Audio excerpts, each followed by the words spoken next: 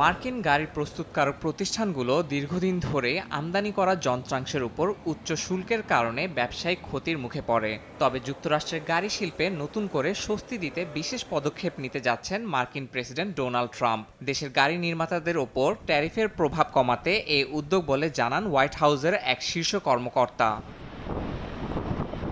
নতুন উদ্যোগের মাধ্যমে যুক্তরাষ্ট্রের উৎপাদিত গাড়িতে ব্যবহৃত আমদানি যন্ত্রাংশের ওপর শুল্ক কমানো হবে বলে জানা গেছে।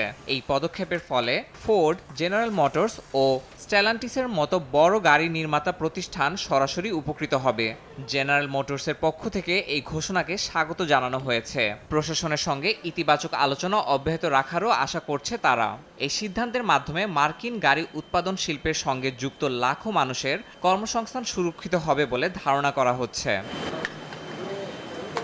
যদিও দেশের বাইরে নির্মিত গাড়ির ওপর প্রযোজ্য ট্যারিফ অপরিবর্তিত থাকবে, তবে গাড়ির যন্ত্রাংশের ওপর অন্যান্য কর থেকে ছাড় দেওয়া হতে পারে। দেশটির প্রধান গাড়ি নির্মাতা অঞ্চল হিসেবে পরিচিত ডেট্রয়েট সহ বিভিন্ন অঙ্গরাজ্যের গাড়ি শিল্প সরবরাহকারী প্রতিষ্ঠানগুলো এই পদক্ষেপে উপকৃত হবে বলে ধারণা করা হচ্ছে।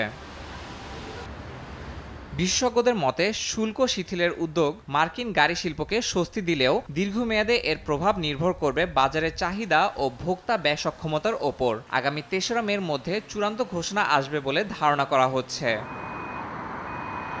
ইয়াসিন মোহাম্মদ জিসান, সময় সংবাদ।